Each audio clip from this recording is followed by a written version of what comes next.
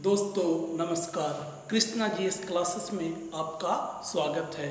आज ज्योग्राफी का टॉपिक है ज्वालामुखी, जिसे वोल्केनो कहते हैं। यह topic SSC, railway, defence, PCS एवं अन्य कॉम्पिटिटिव एग्जाम जिसमें भी जीके के क्वेश्चन आते हैं उसमें यह टॉपिक पूछा जाता है। तो चलिए शुरू करते हैं।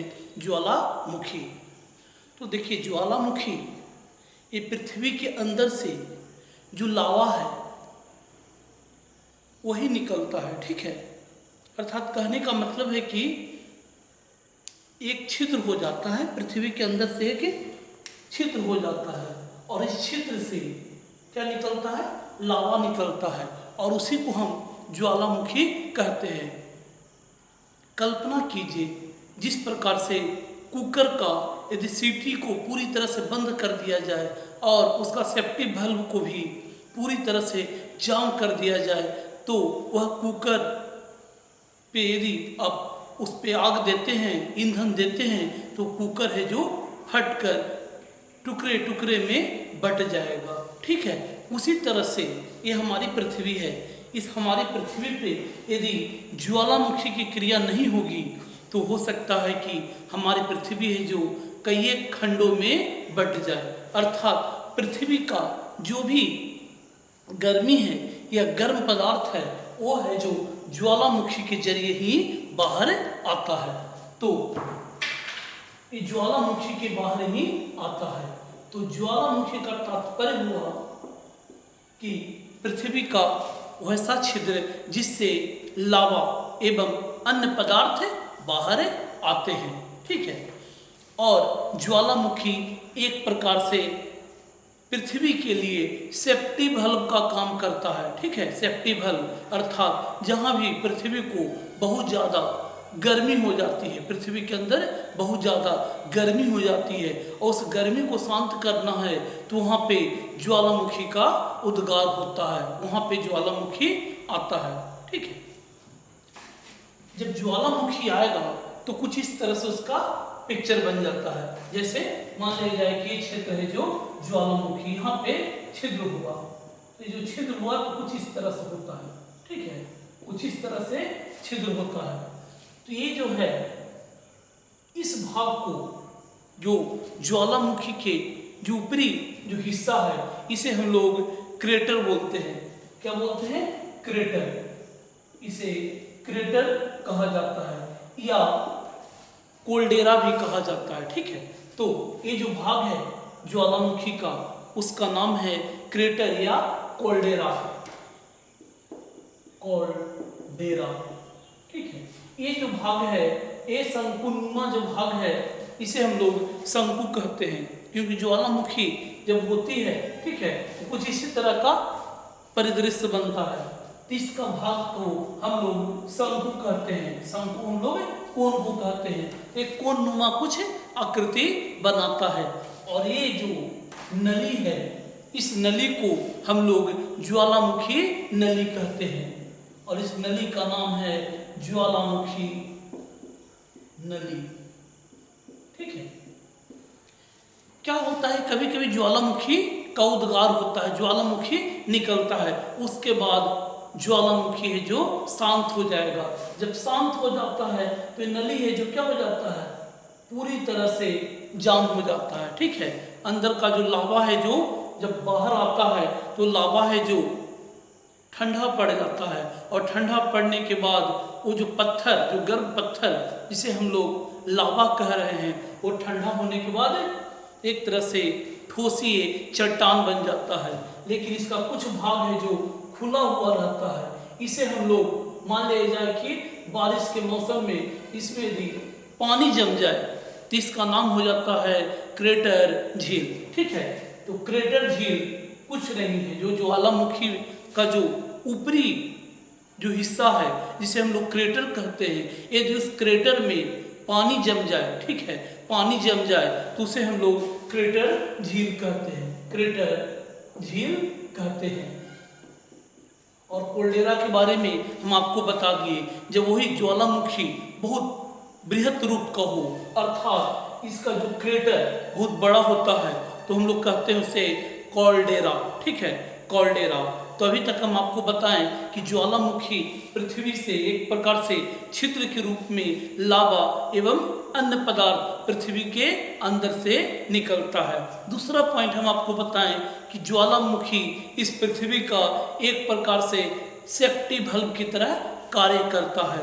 ज्वालामुखी के उसके बाद हम आपको संरचना बताएं। ज्वालामुखी दिखेगा तो कैसा दिखेगा, तो कुछ इस तरह से ज्वालामुखी जो दिखता है।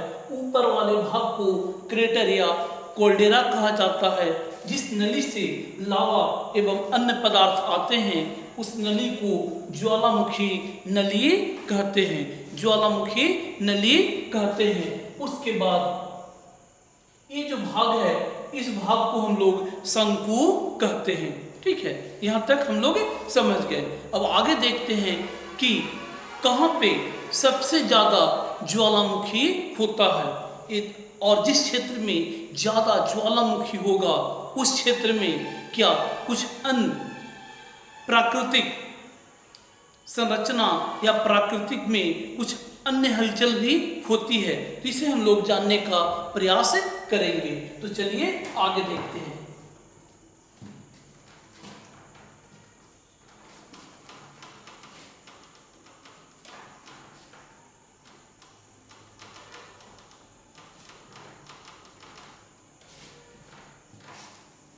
देखिए, सबसे ज्यादा जो ज्वालामुखी होता है या ज्वालामुखी की जो क्रिया होता है या ज्वालामुखी का उद्गार होता है वो प्रशांत महासागर के आसपास ही होता है, ठीक है, प्रशांत महासागर के आसपास। और प्रशांत महासागर सबसे बड़ा महासागर है, ठीक है। और जो भूकंप की जो भी घटना हम आपको बताए थे, तो भूकंप की भी घटना सबसे ज़्यादा प्रशांत महासागर के आसपास ही होता है। तो ज्वालामुखी भी कुछ उसी तरह से प्रशांत महासागर। यदि एग्जाम में क्वेश्चन आता है कि सबसे ज़्यादा ज्वालामुखी की घटना किस क्षेत्र में होती है इस पृथ्वी पे, तो बताइएगा प्रशांत महासागर। ये हो गया आपका प्रशांत महासागर के आसपास। और प्रशांत महासागर को इंग्लिश में हम लोग पैसिफिक ओशन कहते हैं। इसी के चलते ज्वालामुखी की घटना होने के चलते फायर ऑफ रिंग, ठीक है, एक प्रकार से प्रशांत महासागर के आसपास, ठीक है, पूरा ज्वालामुखी की क्रिया होते रहती है। इसी के चलते इसे फायर ऑफ रिंग का भी संज्ञा दिया जाता है। फायर ऑफ रिंग यदि पूछ दे कि फायर ऑफ रिंग और हिंदी में अग्निमखेला पूछ दे कि अग्निमखेला या फायर ऑफ रिंग कहाँ पे है, तो आपका आंसर होना चाहिए प्रशांत महासागर, पैसिफिक ओशन। तो यहाँ पे ज्वालामुखी की क्रिया होने के चलते इसे हम लोग फायर ऑफ रिंग और इंग्लिश में से अग्निमखेला कहते हैं। अग्निमखेला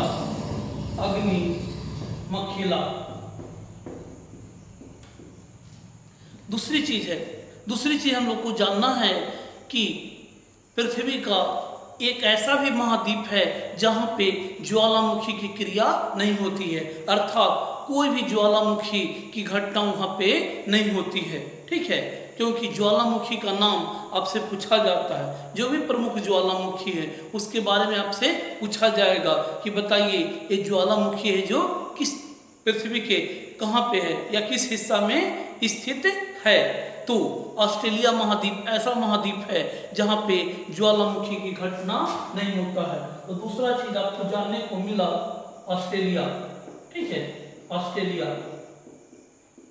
महाद्वीप पे ज्वालामुखी की घटना नहीं होती है। और जहाँ पे भी ज्वालामुखी की क्रिया होती है वहाँ पे क्या होता है कि ग्लेशियर का भी निर्माण होता है।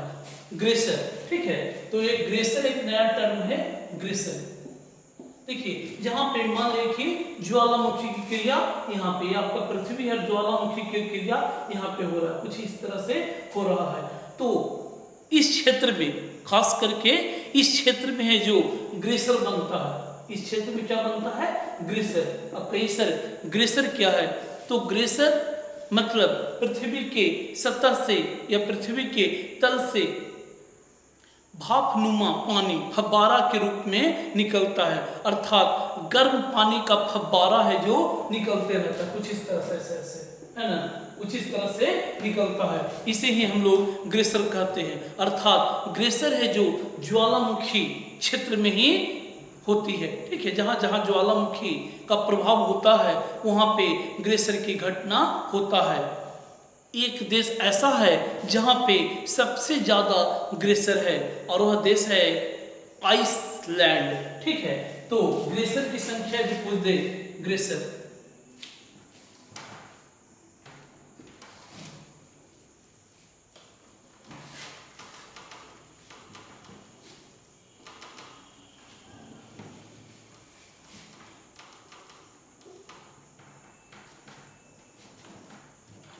ग्लेशियर,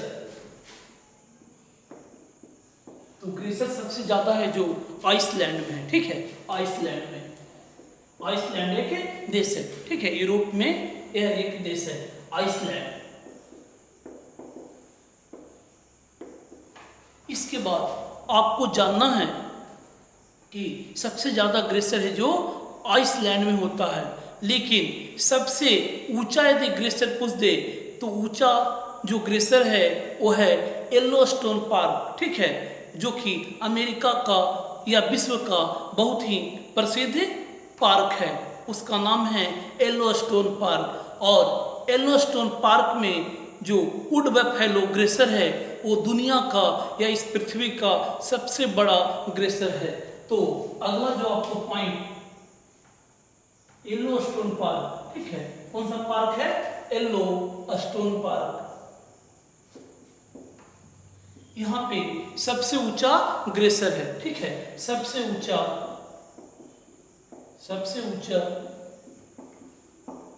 ग्लेशियर है। और येलोस्टोन जो पार्क है वो कहाँ पे है? तो अमेरिका में है, यूएसए में। ठीक है, यूएसए या अमेरिका में। और वुड बफेलो नाम है उस ग्लेशियर का। यदि क्वेश्चन आता है कि दुनिया का या इस पृथ्वी का सबसे ऊंचा ग्लेशियर कौन सा है, तो आपको बताना होगा येलोस्टोन पार्क। Yellowstone park. ठीक है, यहाँ तक हम लोग समझ लिए। आगे हम लोग देखेंगे कि जब ज्वालामुखी की क्रिया होगा तो वहाँ पे लावा भी निकलता है, लेकिन साथ साथ लावा कहने का मतलब गर्म पत्थर। ठीक है, खास करके जो बासाल्ट चट्टान है, जो काला काला पत्थर रेलवे ट्रैक पे बिछा हुआ रहता है, वो प्रायः बासाल्ट चट्टान ही रहता है। तो ज्वालामुखी की क्रिया से एक पत्थर जो निकलता है उसका नाम है बासाल्ट चट्टान। तो लावा उसी का ही रूप है। लावा मतलब वो लावा निकलता है और वही लावा है जो जमने लगता है जब तापमान, क्योंकि जिस समय वो निकलता है उस समय तापमान बहुत ज़्यादा रहता है। लगभग वो जो तापमान रहेगा जिस समय ज्वालामुखी की घटना होता है तो लगभग 600 डिग्री सेल्सियस। ठीक है, 600 डिग्री सेल्सियस तक उसका तापमान रहता है। यदि आसपास के लोग को ज्वालामुखी का थोड़ा सा भी लावा का अंश शरीर पे पड़ जाए तो समझ जाइए कि बहुत बड़ा घाव का रूप ले लेगा। ठीक है, बहुत बड़ा घाव, क्योंकि 600 डिग्री है ना, गर्म पानी है जो 100 डिग्री पे है जो उबलता है, और ये कहाँ है जो 600 डिग्री पे एक तरह से हो जाता है, जिस समय ज्वालामुखी के जो उद्गार होता है। लेकिन लावा के साथ साथ कुछ अन्य पदार्थ भी निकलता है। कुछ अन्य पदार्थ है, तो अन्य पदार्थ में तो जो अन्य पदार्थ में सबसे ज्यादा है जो जल की मात्रा रहता है, और वो भी जल कैसा रहेगा? भाप के रूप में। इतना ज्यादा टेम्परेचर है, 600 डिग्री तापमान है, तो भाप के रूप में रहता है। साथ साथ मीथेन, नाइट्रोजन, सल्फर, ठीक है, CO2 इत्यादि गैस है जो निकलता है। तो लावा के साथ साथ जल वाष्प निकलेगा, मीथेन निकलेगा, ठीक है, नाइट्रोजन निकलता है, सल्फर निकलता है और CO2 निकलता है। जबकि ज्वालामुखी के उद्गार में ऑक्सीजन गैस नहीं निकलती है। ये भी चीज थोड़ा सा आपको दिमाग में रखना है कि ऑक्सीजन है जो ज्वालामुखी की क्रिया में नहीं निकलती है। और पूछ देगा कि कौन सा गैस सबसे ज़्यादा ज्वालामुखी के उद्गार के समय निकलता है। तो आपको बताना होगा कि सबसे ज़्यादा है जो जल वाष्प रहता है, ठीक है। लावा के बाद जल वाष्प सबसे ज़्यादा रहता है। ये तो हम लोग ज्वालामुखी के बारे में कुछ समझे। अब जो प्रमुख चीज़ है कि ज्वालामुखी कितने प्रकार के होते हैं, है ना। ज्वालामुखी इस पृथ्वी पे देखिएगा तो कुछ ज्वालामुखी ऐसा है उसमें हमेशा हर एक 2 दिन 3 दिन या कंटिन्यू लगातार कुछ समय के लिए विराम दे देकर लगातार उससे लावा है जो निकल रहा है या ज्वालामुखी का उद्गार हो रहा है। कुछ ज्वालामुखी ऐसा देखिएगा कि आज है जो उद्गार हुआ उसके बाद बरसों तक वो सोया हुआ रहता है, फिर अचानक जाग जाता है। जैसे कुंभकर्ण है ना, कुंभकर्ण है जो बीच बीच में जागकर एक तरह से हलचल मचाया करता था। तो कुछ ऐसा भी ज्वालामुखी है। और कुछ ज्वालामुखी ऐसा भी होते हैं जो कि एक बार या 2 बार उसमें उद्गार हो गया और उसके बाद से बरसों वो सोया हुआ है, जागा ही नहीं है, ठीक है ना, वो जागा ही। तो ज्वालामुखी के हम लोग प्रकार देखेंगे।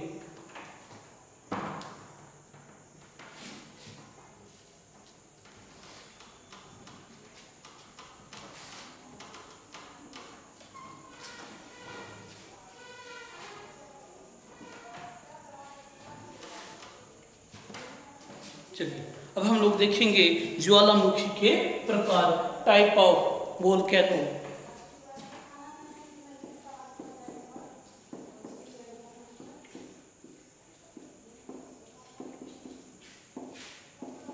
तो ज्वालामुखी के 3 प्रकार होता है।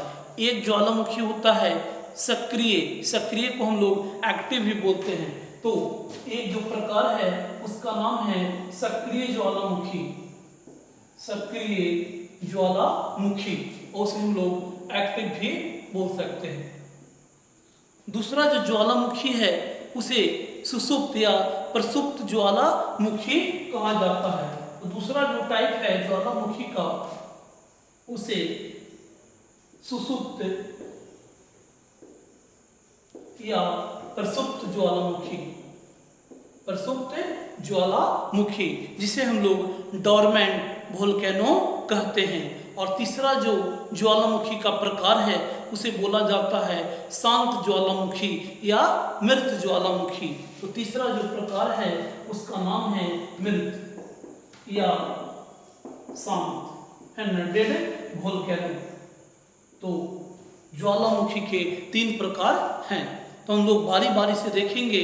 सक्रिय ज्वालामुखी कौन होते हैं? तो सक्रिय ज्वालामुखी जिसमें हमेशा है जो एक तरह से ज्वालामुखी की घटना हो रही है, लगातार है जो उद्गार लावा एवं अन्य पदार्थ निकलते हैं। सुषुप्त ज्वालामुखी उस ज्वालामुखी को कहा जाता है जो निकलता भी है और फिर सो जाता है, फिर निकलने लगता है, कुछ इस तरह की घटना होगा, उसे हम लोग सुषुप्त या प्रसुप्त ज्वालामुखी या डोरमेंट वोल्केनो कहते हैं। और तीसरा जो प्रकार है कि ज्वालामुखी की घटना तो होती है, फिर उसके बाद बरसों तक वहाँ पे ज्वालामुखी की घटना देखने को नहीं मिलता है।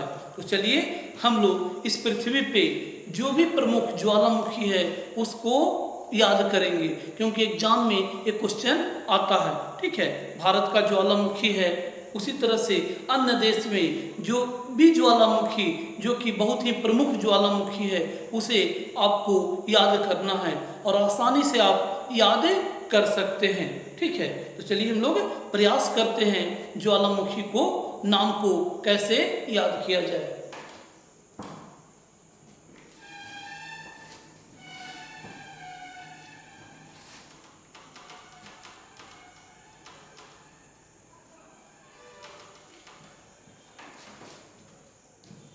चलिए हम लोग सबसे पहले एशिया में जो प्रमुख ज्वालामुखी हैं उसके बारे में देखेंगे, फिर यूरोप में देखेंगे, फिर अफ्रीका में देखेंगे, फिर उत्तरी अमेरिका, फिर दक्षिणी अमेरिका, फिर अंटार्कटिका, क्योंकि ऑस्ट्रेलिया में कोई भी ज्वालामुखी की घटना नहीं होता है। तो 6 जो महाद्वीप है वहाँ पे हम लोग ज्वालामुखी के बारे में देखेंगे। तो शुरुआत करते हैं एशिया से।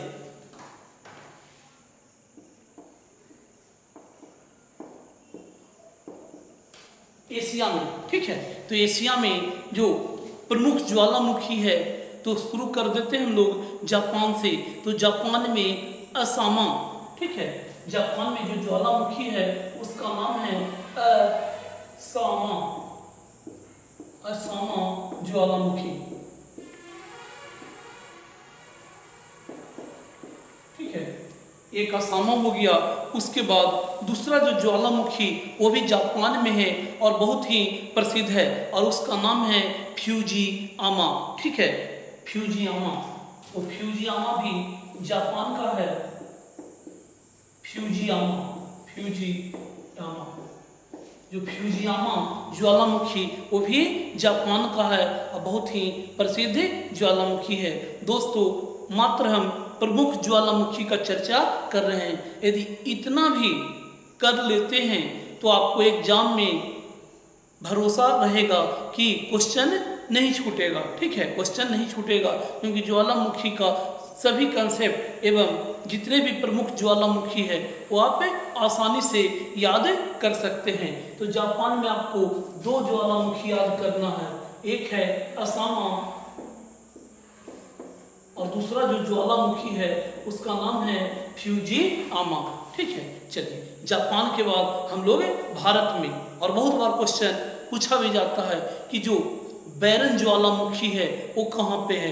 तो बैरन ज्वालामुखी जो है वो भारत के अंडमान निकोबार द्वीप समूह पे है। एक बैरन द्वीप है, अंडमान निकोबार में बैरन द्वीप है। तो तीसरा जो एशिया का है, पहले हम लोग एशिया का ही चर्चा कर लेते हैं। तो एक हो गया आपका बैरन, बैरन, और ये बैरन जो है, बैरन ज्वालामुखी वो है भारत में, ठीक है। और भारत में कहाँ पे है, तो अंडमान निकोबार द्वीप समूह में है। चलिए, उसके आगे देखते हैं। तो उसके आगे आ जाइए तो माउंट पोपा, और भारत के ही बाजू में म्यांमार है, ठीक है, म्यांमार या बर्मा। तो माउंट पोपा, अगला है माउंट पोपा, माउंट पोपा ज्वालामुखी, यह कहाँ पे है, भारत के ही पड़ोस में म्यांमार है। तो म्यांमार, म्यांमार को बर्मा भी कहा जाता है। चलिए, अब भारत के नीचे जब आइएगा, ठीक है, तो एक देश है उसका नाम है इंडोनेशिया, ठीक है, इंडोनेशिया।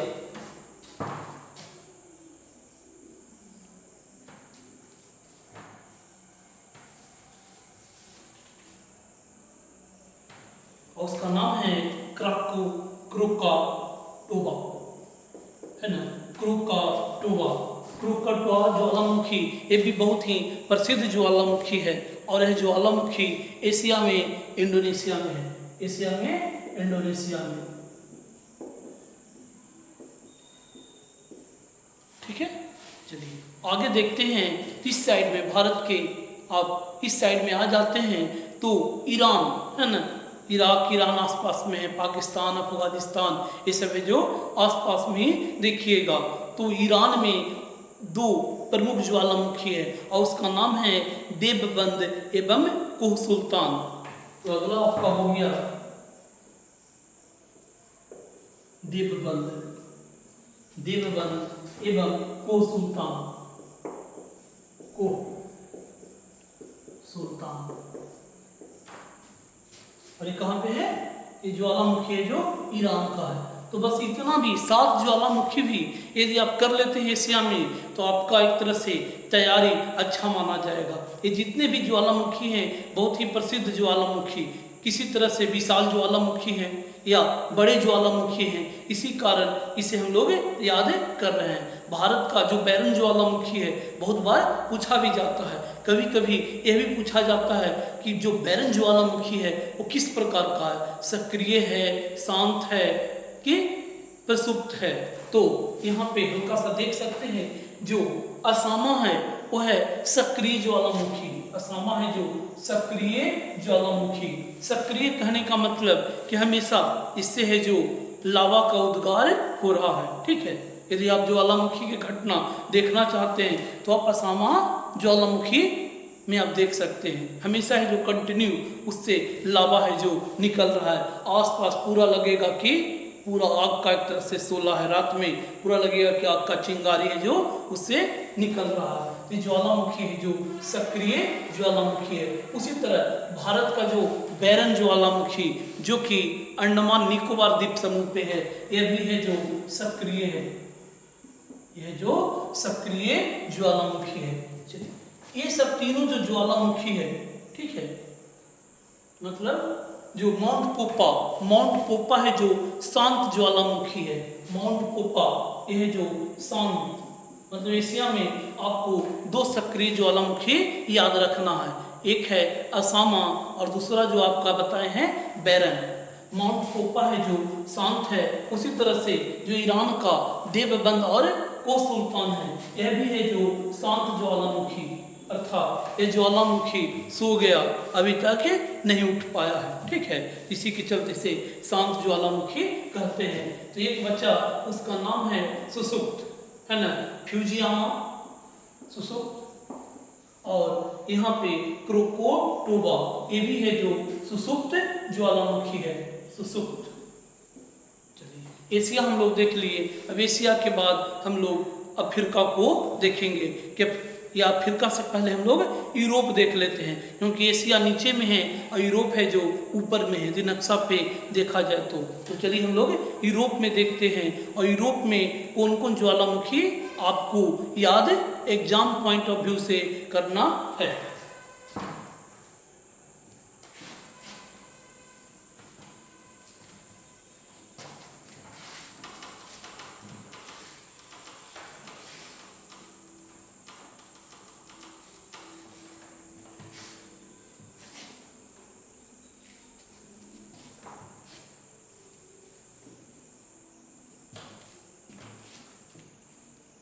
तो यहाँ पे जो यूरोप में आपको याद करना है वो तीनों के तीनों ज्वालामुखी इटली में है, ठीक है, तीनों ज्वालामुखी इटली में है और बहुत ही प्रसिद्ध ज्वालामुखी है।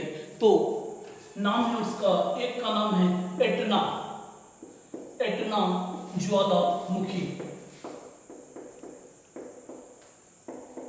और एटना ज्वालामुखी है जो कहाँ है, तो इटली में, इटली में, जहाँ पे राजीव गांधी का राहुल गांधी का मामू घर है और राजीव गांधी का क्या था, ससुराल था। तो वही इटली जो कि यूरोप में है, और इटली को यूरोप का भारत भी कहा जाता है। जो एटना ज्वालामुखी ये आपका हो गया। दूसरा जो ज्वालामुखी है उसका नाम है अस्ट्राम्बोली, अस्ट्राम्बोली, अस्ट्राम्बोली ज्वालामुखी, और यह ज्वालामुखी बहुत ही प्रसिद्ध ज्वालामुखी है और वह भी है जो इटली में है। ये ज्वालामुखी भी है जो इटली में है और इसे प्रशांत महासागर का या भूमध्य सागर का प्रकाश स्तंभ कहा जाता है। एक महासागर है इटली के पास और उसका नाम है भूमध्य महासागर, और भूमध्य महासागर का प्रकाश स्तंभ अर्थात हमेशा इससे आग का शोला है जो निकलते रहता है। तो भूमध्य सागर का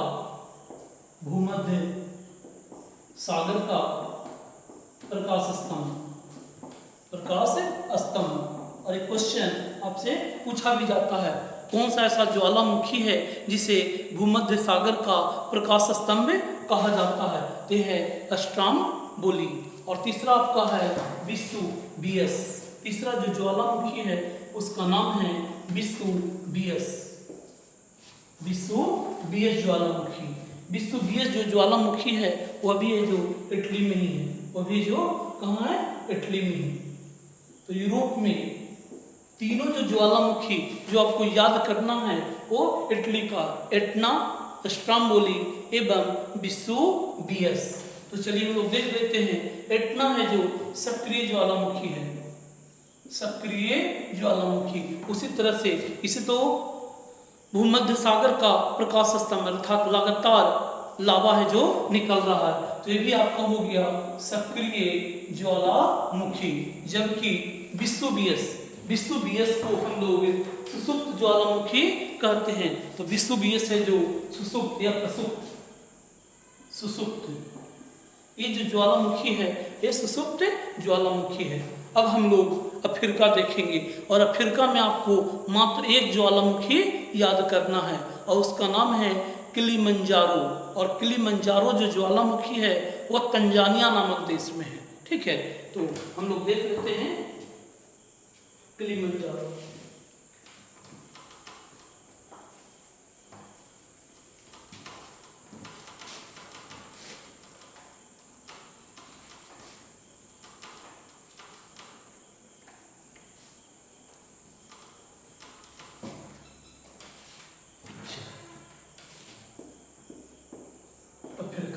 अफ्रीका महाद्वीप पे आपको एक ज्वालामुखी याद करना है और उसका नाम है किलिमंजारो।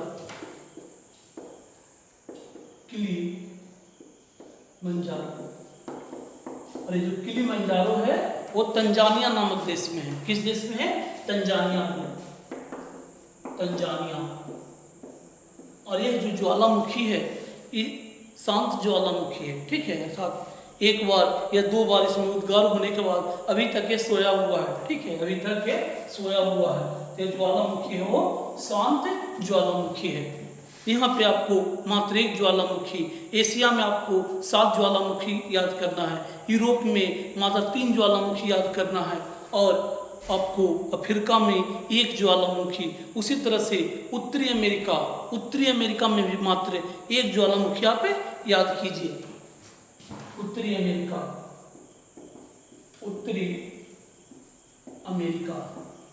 और उत्तरी अमेरिका में मोना लोआ।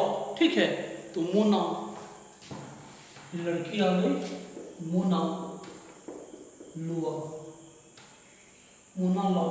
ठीक है, मोना लाओ। यह है जो अमेरिका में है, संयुक्त राज्य अमेरिका, यूएसए में। और ये जो ज्वालामुखी है वह सक्रिय ज्वालामुखी है। ठीक है, यहाँ पे आपको सक्रिय ज्वालामुखी याद रखना है। चलिए, उसके बाद दक्षिण अमेरिका में हम लोग देखेंगे।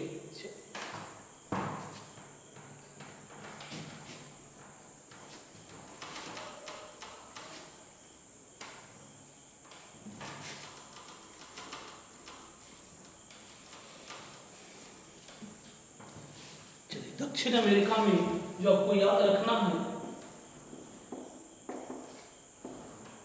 और दक्षिण अमेरिका आपको बहुत ही अच्छी तरह से याद रखना है क्योंकि यहाँ पे सबसे ऊंचाई पे स्थित भी ज्वालामुखी ओजस डेल सलाडो है एवं सबसे ऊंचा ज्वालामुखी भी ये आपके दक्षिण अमेरिका में ही है। तो दक्षिण अमेरिका में आपको 4 ज्वालामुखी याद रखना है।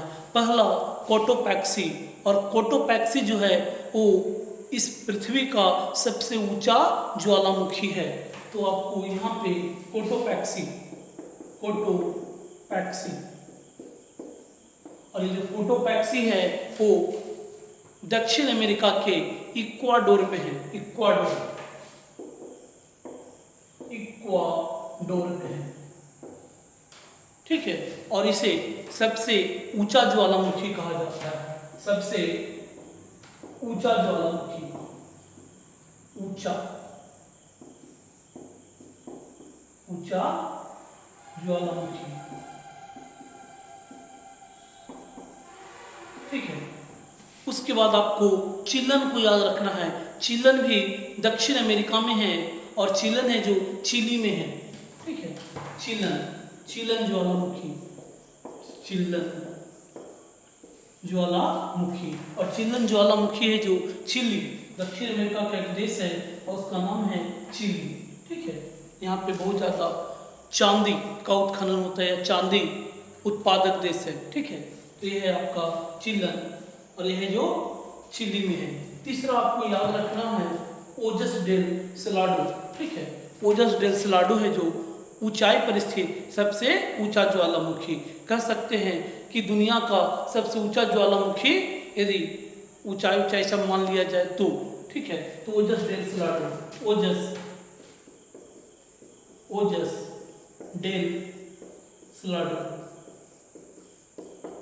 तो ओजस डेल सलाडो है वो चिली और अर्जेंटीना के सीमा पे है। चिली और अर्जेंटीना।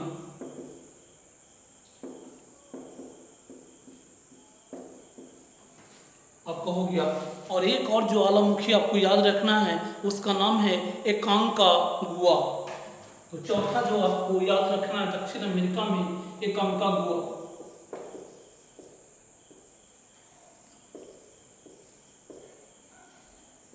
एकांकागुआ ये भी है जो आपका अर्जेंटीना में है, ठीक है। अर्जेंटीना है जो दक्षिण अमेरिका का बहुत ही प्रमुख देश है, सबसे ज़्यादा मांस निर्यातक करता है दुनिया में, वो अर्जेंटीना ही है। तो आपका ये है जो अर्जेंटीना,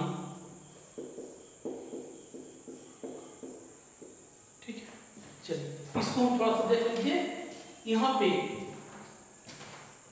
जो आपका इक्वाडोर है वो सक्रिय ज्वालामुखी है।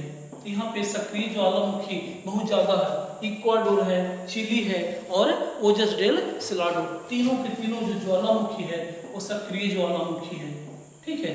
जबकि ये जो है एकांकागुआ है वो है शांत ज्वालामुखी। ये आपका हो गया शांत ज्वालामुखी। चलिए एक और महाद्वीप बचा और उसका नाम है अंटार्कटिका। और अंटार्कटिका में एक ज्वालामुखी है, उसका नाम है एरेबस, ठीक है, एरेबस। तो अंटार्कटिका में आपका है एरेबस। तो यहाँ पे आपको लिख देते हैं एरेबस, एरेबस। और एरेबस है जो अंटार्कटिका महाद्वीप पे है, ठीक है। और अंटार्कटिका महाद्वीप पे आपको मालूम होगा कि कोई भी देश नहीं है, इतना ज़्यादा वहाँ पे ठंड पड़ता है। तो एरेबस है जो अंटार्कटिका में है, अंटार्कटिका में है। और जो ये भी है जो सक्रिय ज्वालामुखी है, ये भी है जो सक्रिय एक्टिव वोल्केनो है।